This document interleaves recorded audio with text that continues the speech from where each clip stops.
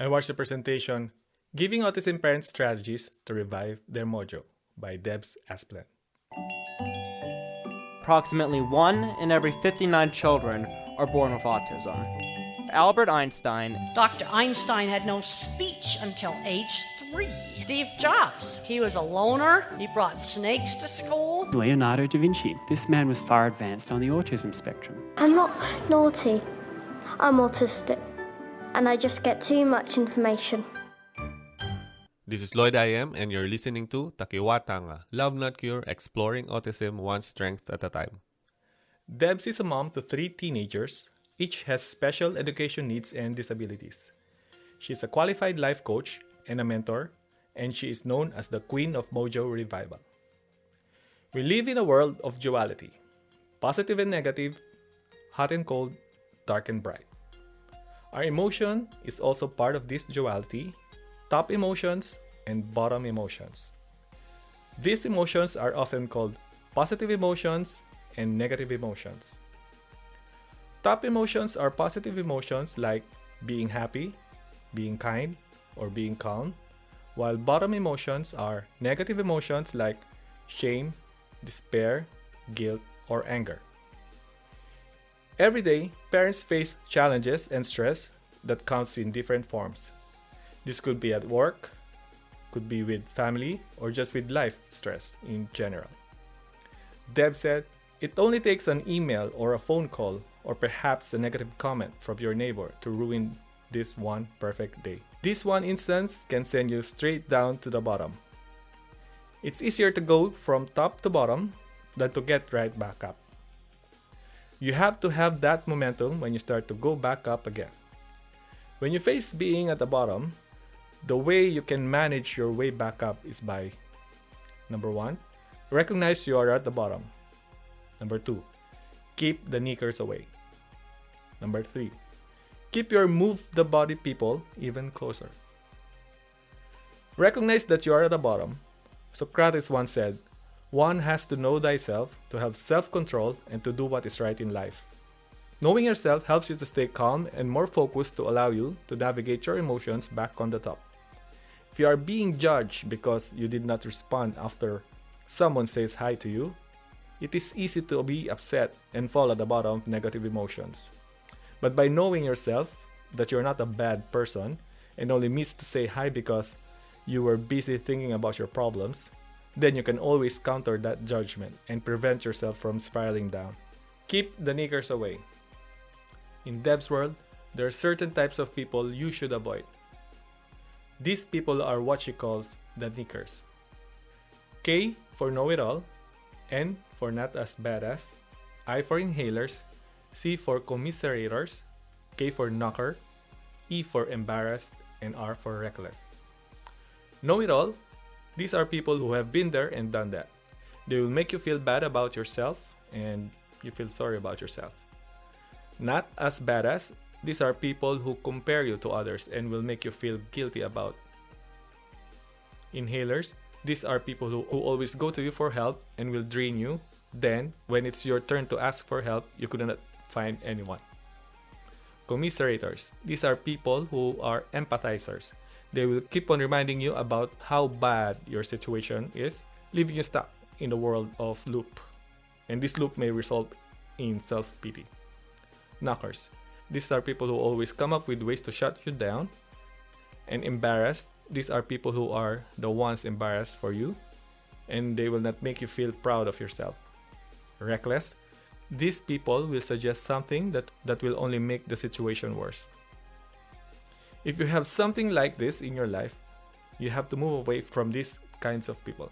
Someone once said, the sun is always shining, you just have to remove the clouds. If you remember Deborah Moore from episode 15, Deborah said, people are not entitled to know everything happening in your life. You don't have to explain everything to them. If you have people around you that you can't avoid, you need to manage them effectively to protect your emotions. You can handle the feedback you receive from these people by saying, we don't have answers to that right now, and we are working on it. Thank you for your concerns, and then you move on. Jim Rohn, mentor to Tony Robbins, once said, stand guard at the door of your mind.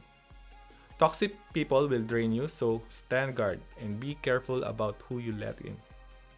Also, there are some people you just have to break away from. It's not easy, but essential to your well-being. Keep your move the body people closer to you. Most of the time, we cannot move back up quickly because we worry too much and focus too much on the toxic people around us. People who have criticized us, people who don't support us, and people who judge us. What if there's a way to change the gameplay? What will you do? Instead of putting on our focus on toxic people, why not put our focus and attention to our move the body people? Move the body people is a phrase borrowed from Brené Brown. Your move the body people are your go-to people. These are people who, when you call them at 2 a.m. for help, will come rushing, knocking at your door. These are people who can tell you bad news and will listen to you. These are people who will celebrate with you when there's a good news. There are 4 areas to look at in order to revive your mojo as fast as you can. Number 1, social connection. Social connection is not about spending countless hours on social media. Social connection is about connecting positively with others. It's about connecting with others to release your oxytocin or the cuddle hormone. It's about helping others or simply just being nice to others. One way to do this is you can meet a friend for a coffee to catch up or just offload or release your stress. You can also send a big thank you to people who have supported you in your challenging times. And you can also be grateful for all the things around you by living in an attitude of gratitude. Number 2, physical. You can exercise simply by going for a walk, live in the present moment by experiencing the joy of walking, enjoy the beauty of the objects around you, enjoy nature, and again, feel the gratitude of being alive. You can also go for a swim if this is your thing, or maybe you can go for a bike ride, dance a little bit, or just go and move your body to change your state. Number 3, mental.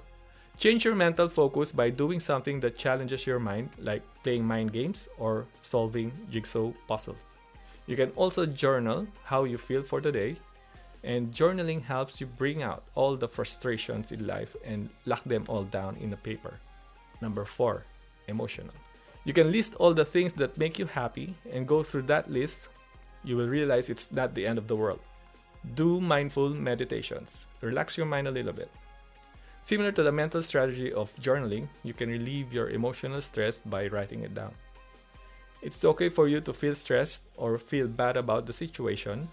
Besides, this is just normal to everyone. Remember, you're not a Superman or a Wonder Woman, because superheroes are fictional characters who do not have kids, especially they don't have kids on the autism spectrum. Just be honest with yourself and change your expectations. Don't compare yourself to a friend on your Instagram. Their one snap of a perfect picture of their life doesn't mean that they got things all together. That one picture is just one snap of their whole day. Like everyone else, they also have problems. Remember that bringing back your emotions to the top is a process that doesn't happen overnight. You have to work on yourself to improve your life, including the people you love around you. So if you want to bring your mojo back, you should 1. Recognize that you're on the negative side of your emotions. This will help you understand what brought you here, and it will then be easier for you to come up with better strategies to swing back up. Keep the knickers away. As much as possible, guard your mind from toxic people. Focus your attention on the people who support you. Live in the attitude of gratitude by saying thank you to them. That's my take after watching the presentation, Giving Autism Parents Strategies to Revive Their Mojo by Debs Aspland. Every tangata fight Takiwātanga is different.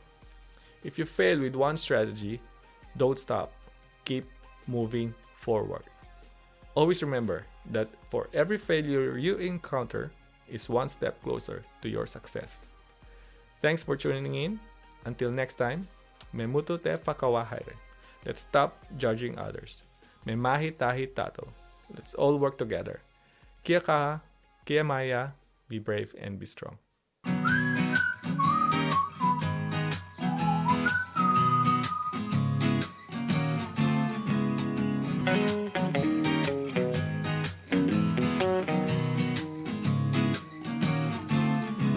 Please don't forget to like and share so others can also find us. Thank you.